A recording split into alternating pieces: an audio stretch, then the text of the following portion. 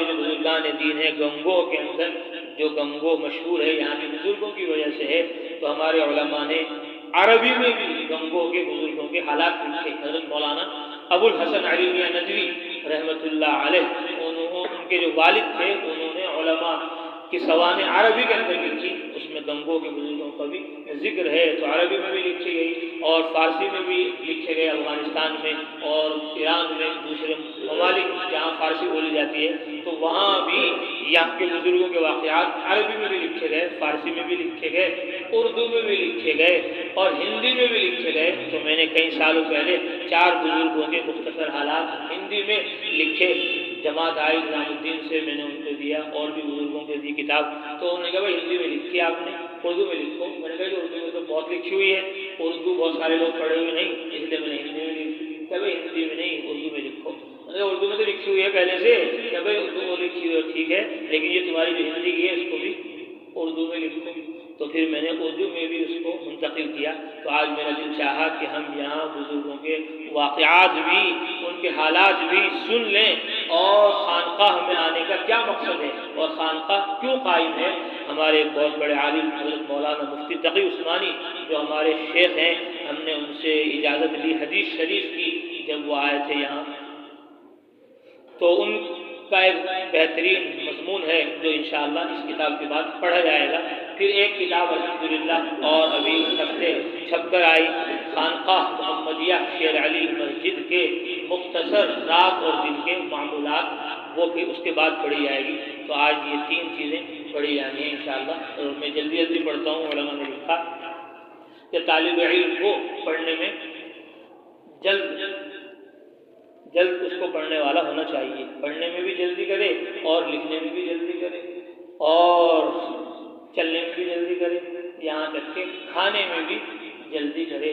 اگر اس نے پڑھنے میں جلدی کر لی اور لکھنے میں جلدی کر لی، چلنے میں جلدی کر لی اور کھانے میں گھنٹوں لگا دی، تو سارا ٹائم جو وہاں سے بچا تھا وہ وہاں ضائع ہو جائے گا۔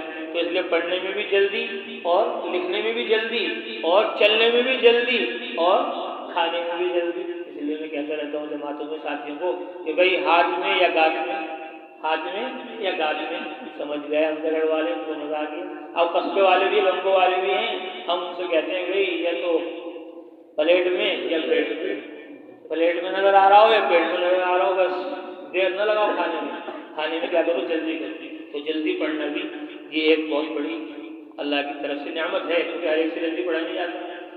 انتصاب، گنگو شریف کے 4 بزرگوں کے مختصر حالات۔ انتصاب، بندہ اپنی 27ویں مختصر کاوش کو اپنے جد امجد حضرت حکیم سید لیاقت حسین والد ماجد مولانا حافظ حکیم سید غفران الحق رحمہم اللہ، کیونکہ ان کی برکت سے ہمیں پڑھنے کی توفیق نصیب ہوئی۔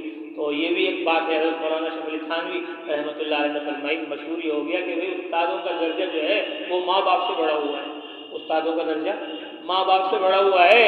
حضرت مولانا شیخ علی تھانوی رحمۃ اللہ علیہ تو حکیم الامت تھے، مجدد الملت تھے، انہوں نے کہا نہیں یہ بات صحیح نہیں ہے، ماں باپ کا جو مقام اور مرتبہ ہے وہ استادوں سے بڑا ہے، استادوں کا مقام مرتبہ بعد میں ہے، پہلے ماں باپ کا ہے۔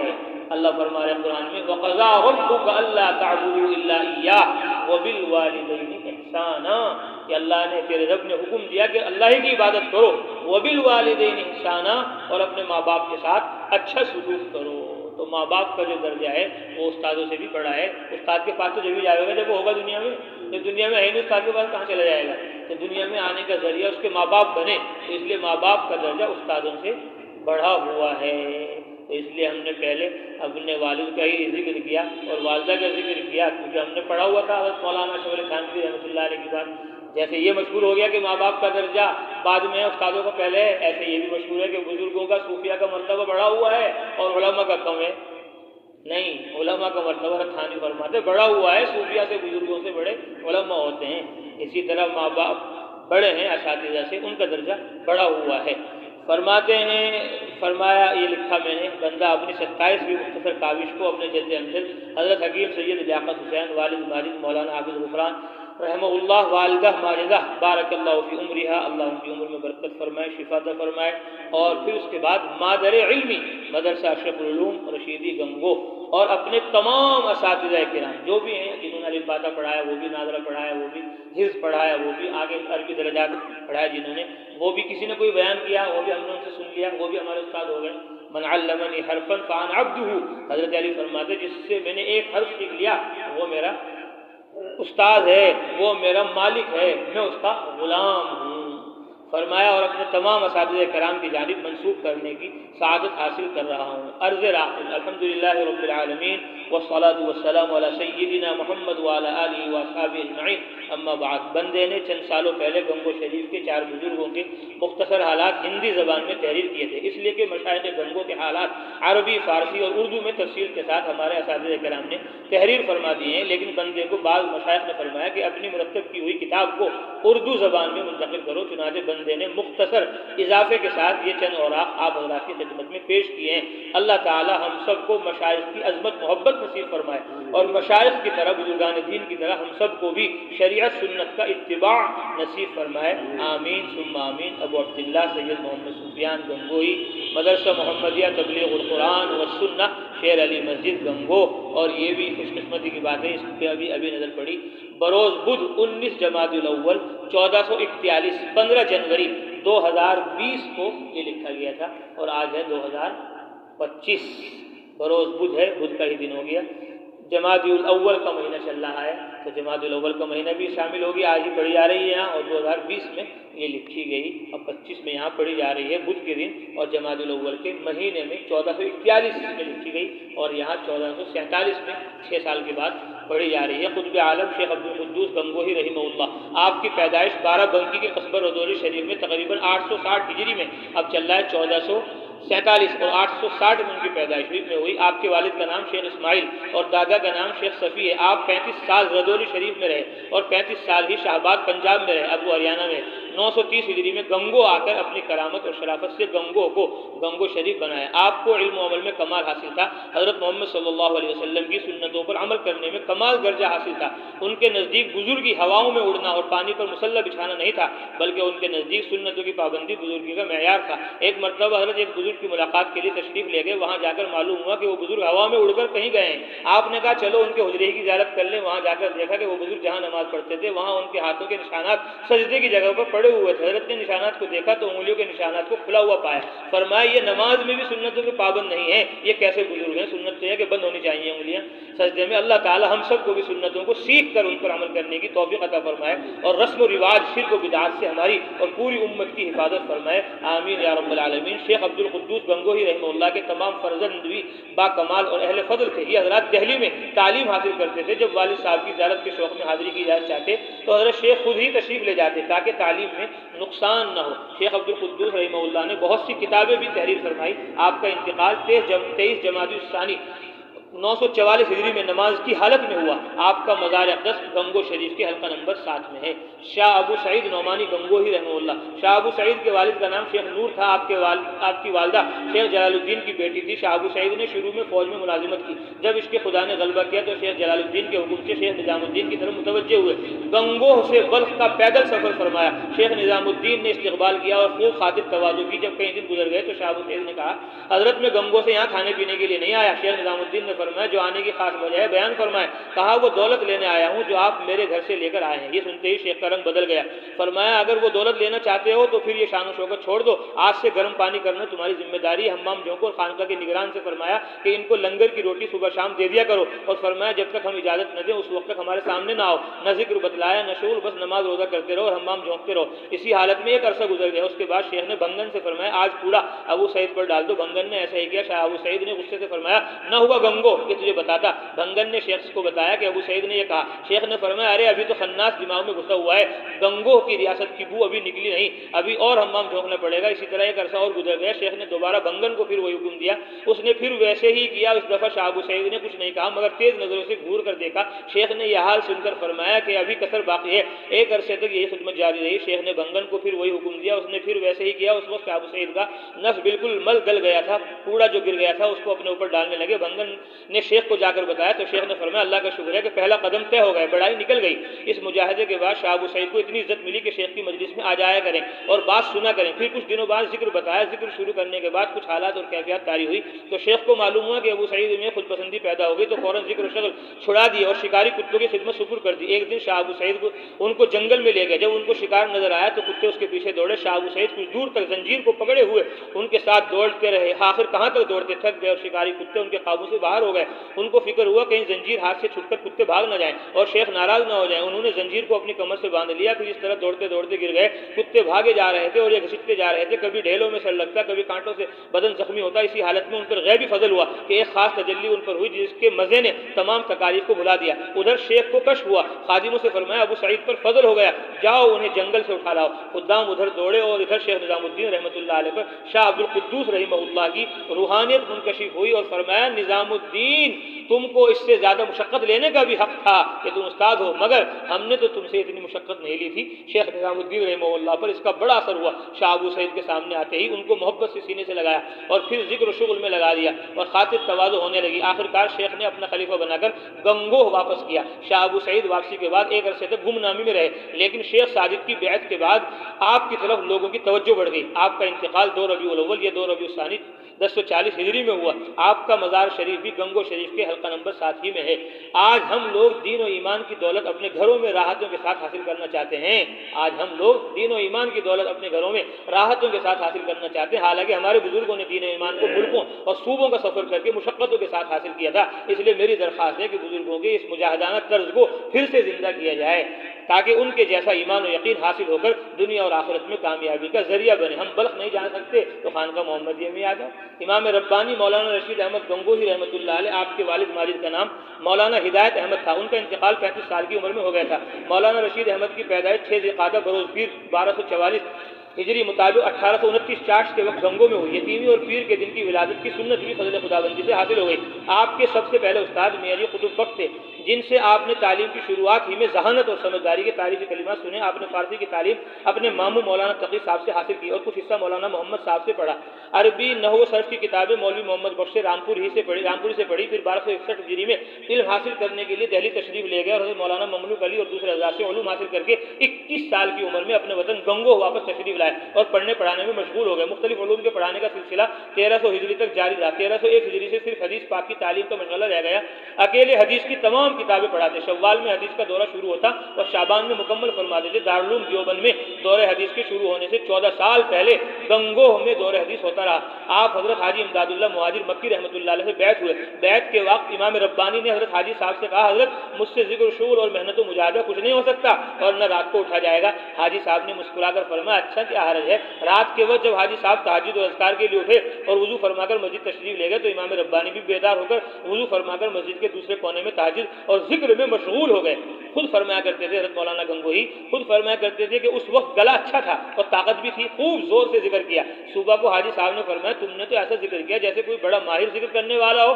بیعت ہونے کے 1 ہفتے بعد حاجی صاحب نے فرمایا میاں رشید جو نعمت اللہ تعالیٰ نے مجھے دی تھی وہ آپ کو دے دی، آگے اس کو بڑھانا آپ کا کام ہے۔ اپنا خلیفہ بنایا، 42 روز قیام فرما کر باطن کی دولت لے کر تھانہ بھون سے گنگو تشریف لائے۔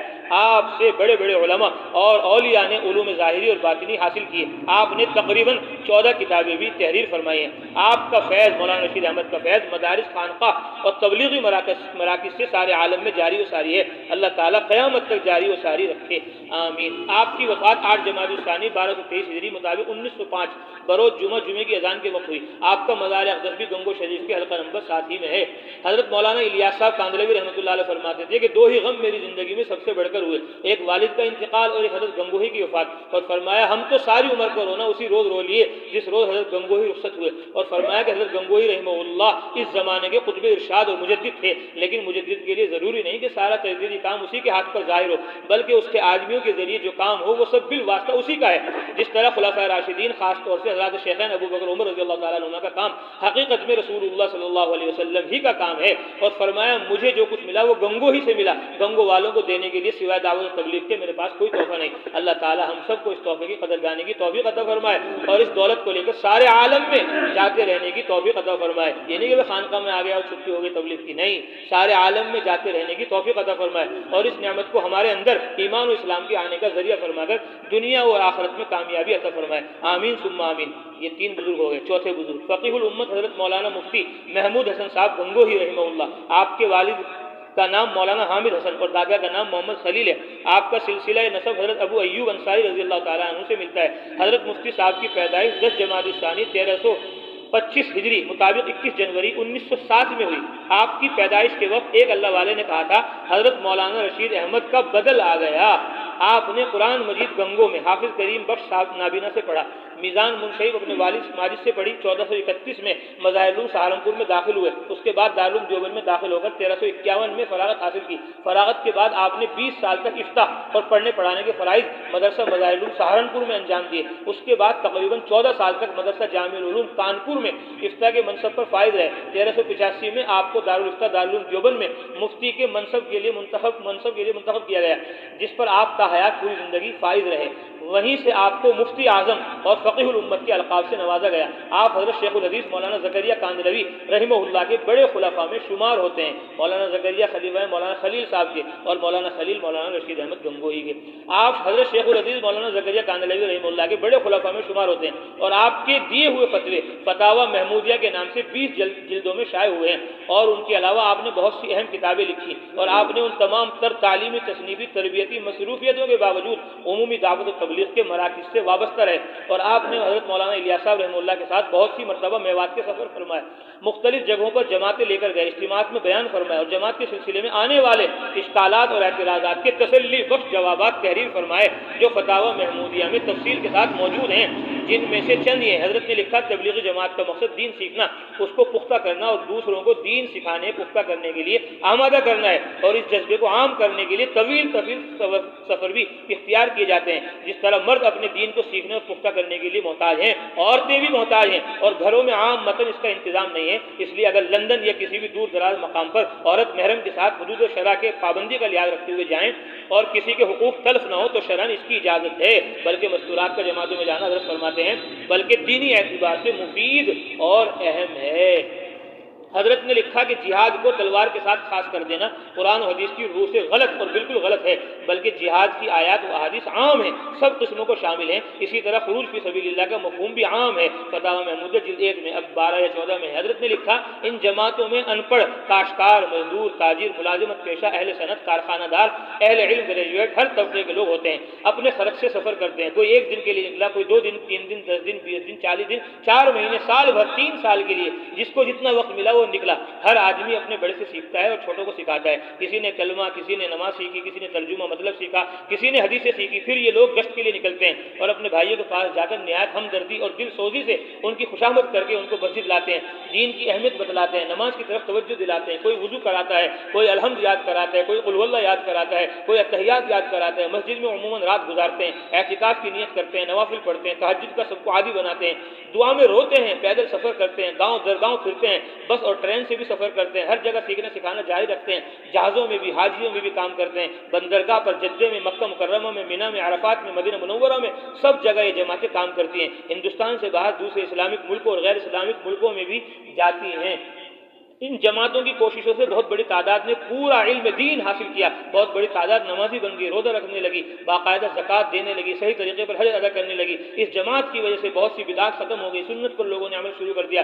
بہت سے ان پڑھوں کو دیکھا کہ ہزاروں حدیثوں کے مطالب ان کو یاد ہو گئے، عالم نہ ہونے کے باوجود ان کی لمبی لمبی تقریر اور بات چیت میں حدیث شریف کے مضامین ہوتے ہیں۔ صحیح بخاری شریف میں ہے کہ نطفہ رحم میں 40 روز گزرنے پر علقہ بنتا ہے، پھر 40 روز گزرنے پر مضغہ بنتا ہے، پھر 40 روز گزرنے پر اس کی روزی عمر وغیرہ لکھ دی جاتی ہے۔ اس سے معلوم ہوا کہ طبیعت کی تبدیلی میں چلے کو بڑا دخل ہے، اور 40 روز نماز جماعت کے ساتھ مکمل طور پر ادا کرنے سے دوزخ اور نفاق سے بری ہونے کی خوشخبری ہے، اور 40 روز تک مسلسل نیک عمل کرنے پر علم عطا ہونے کی بھی بشارت ہے۔ اس طرح جماعت بنا کر نکلنے میں ناموافق لوگوں کے اخلاق اور افعال پر صبر اور برداشت، ساتھیوں کے لیے ایثار اور ہمدردی، عام مخلوق کے لیے خیرخواہی اور احسان، بڑوں کے اعزاز اور احترام، چھوٹوں پر شفقت اور مہربانی، امیر کی اطاعت اور فرمانبرداری، ماتحتوں کی نگرانی اور غم گساری، آپسی مشورے کی اہمیت اور عادت وغیرہ وغیرہ بے شمار اخلاق اور تعلیمات کی آہستہ آہستہ تبلیغ میں مشق ہو جاتی ہے، اور آہستہ آہستہ تمام دین سیکھنے اور اس پر عمل کرنے کی توفیق ہو جاتی ہے، اور دین کی خاطر سر کھپانے محنت کرنے کا جذبہ مضبوط ہوتا ہے۔ فتاوی محمودیہ میں لکھا ہوا، حضرت مفتی محمود صاحب رحمۃ اللہ علیہ کی وفات جنوبی افریقہ کے شہر جوہانسبرگ میں ستمبر 1996 میں ہوئی، اور وہیں آپ کا مزار ہے۔ اللہ تعالیٰ ان حضرات کی طرح ہم سب کو بھی اپنے دین کی عالی محنتوں کے لیے قبول فرما کر دنیا اور آخرت میں کامیابی عطا فرمائے، آمین ثم آمین۔ اللہم الف بین قلوبنا واصلح ذات بیننا واہدنا سبل السلام۔ اللہ ہمارے دلوں کو جوڑے، ہماری اصلاح فرمائے اور ہمیں اسلام کے راستوں پر چلائے، اس کی ہدایت دے۔ دعاؤں کا طالب ابو عبداللہ سید محمد سفیان گنگوہی۔ یہ مختصر حالات لکھے گئے اور الحمدللہ آج پڑھے گئے۔ ہم سب کو بھی انشاءاللہ اسی طرح بزرگوں کی طرح محنت کرنی ہے، مدرسے میں بھی، خانقاہ میں بھی، تبلیغ میں بھی۔ یہ نہیں کہ وہ تبلیغ میں لگ گئے اور مدرسے کی طرف آنے رہے، مدرسے میں لگ گئے تبلیغ کی طرف جانے رہے، خانقاہ میں آ گئے تو دونوں ہی چھٹی کر دی۔ نہیں، خانقاہ میں بھی آؤ، تبلیغ میں بھی جاؤ۔ مدرسے والے کہہ رہے آؤ جلسے میں 17 نومبر کو جلسہ ہوگا، مدرسہ محمدیہ تبلیغ القرآن و سنہ کا پیر کے دن۔ مدرسے والے کیا کہہ رہے آؤ، اور خانقاہ والے کیا کہہ رہے، تبلیغ والے کیا کہہ رہے جاؤ۔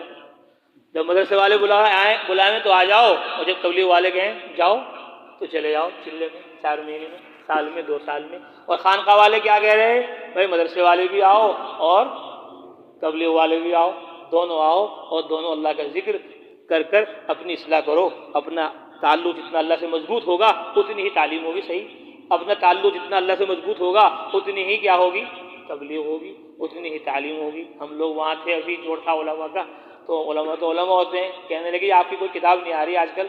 میں نے کہا ایک کتاب آ رہی ہے، خانقاہ محمدیہ شیر علی مسجد کے معمولات کے۔ اچھا آج کل اس پر محنت چل رہی زیادہ۔ میں نے کہا اس پر کیا چل رہی، وہ تو اصل ہی ہے۔ اچھا وہ اصل ہے؟ میں نے کہا ہاں اصل ہے وہ۔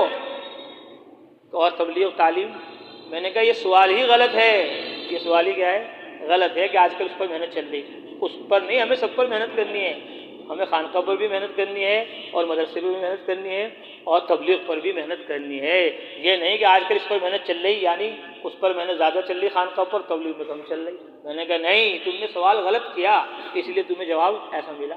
ہم نے کہا یہی اصل ہے، اپنی اصلاح نہیں ہوگی تو دوسروں کی اصلاح کیسے ہوگی، اپنی اصلاح نہیں ہوگی تو دوسروں کی تربیت کیسے ہوگی۔ تو اس لیے خانقاہ بھی ضروری ہے، مدرسہ بھی ضروری ہے اور تبلیغ بھی ضروری ہے۔ اور یہ جب سمجھ میں آئے گا، جب ساری باتیں سنیں گے، ایک ہی سنتے رہیں گے تو ایک ہی چیز کو ضروری سمجھ لیں گے اور دوسری کو غیر ضروری سمجھ لیں گے، پھر کہاں گئے تھے، کہیں بھی نہیں، کیا لائے، کچھ بھی نہیں۔ اس لیے خانقاہ میں کیوں آتے ہیں، ایک بہت بڑے عالم ہمارے، جیسے میں نے ابھی عرض کیا، حضرت مفتی تقی صاحب، ان کی ایک مجلس میں سوالات ہوئے، حضرت نے جوابات دیے، بہت پیاری یہ بات ہے، اللہ کرے ہم سب کے سمجھ میں آ جائے۔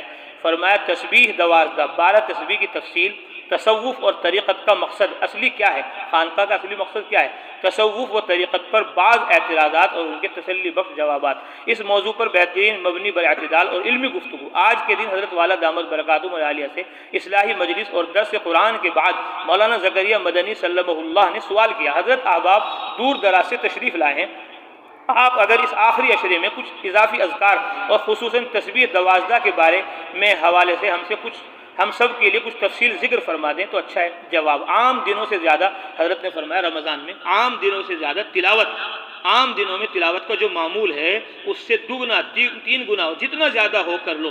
تلاوت سے بڑا کوئی ذکر نہیں، تلاوت سے بڑا کوئی ذکر نہیں۔ حضرت نے فرمایا تلاوت افضل الاذکار ہے، سب سے افضل ذکر تلاوت ہے، قرآن پڑھنا ہے، تلاوت کی کثرت ہو۔ ہمارے طریق میں، جو طریق ہے ہمارا خانقاہ کا، حضرت نے فرمایا ہمارے طریق میں جو اذکار مسنونہ ہیں ان پر زیادہ زور ہے، جو حدیث میں آیا، قرآن میں آیا، پڑھنے پڑھانے کی باتیں، ان میں زیادہ زور دیا گیا۔ فرماتے ہیں حضرت ہمارے طریق کے اندر جو اذکار مسنونہ ہیں ان پر زیادہ زور ہے، جس میں تلاوت داخل ہے، جو ہم نے یہ کتاب لکھی آج پڑھی جائے گی، آپ کو دی بھی جائے گی، روزانہ اس کے اوپر عمل کرنا ہے۔ حضرت فرما رہے ہیں جس میں تلاوت داخل ہے، جس میں جتنے اذکار مسنونہ ہیں، سبحان اللہ و بحمدہ، سبحان اللہ العظیم، تیسرا کلمہ، چوتھا کلمہ، استغفار، تسبیحات، ان پر زور زیادہ ہے۔ لیکن ذکر کے ساتھ دل لگانے کے لیے ہمارے بزرگان چشت نے ایک ذکر کا طریقہ 12 تسبیح تجویز کیا ہے، 12 تسبیح۔ حقیقت میں وہ 12 نہیں بلکہ 13 تسبیحات ہیں جو ہر ہفتے یہاں پڑھی جاتی ہیں، ان کو 12 تسبیح کہتے ہیں، 12 تسبیح کہتے ہیں۔ ان کا جو مقصد ہے کہ بندے کا ذکر سے طبیعت کو مانوس ہو جائے، بندے کا دل جو ہے ذکر سے اس کی طبیعت مانوس ہو جائے۔ دوسرا یہ کہ اس کا تجربہ ہمارے بزرگان چشت کا یہ ہے کہ اس کے نتیجے میں اللہ جل جلالہ کی محبت میں اضافہ ہوتا ہے، اور اس کا جو خاص طریقہ ہے وہ بھی ایک قسم کا علاج ہے۔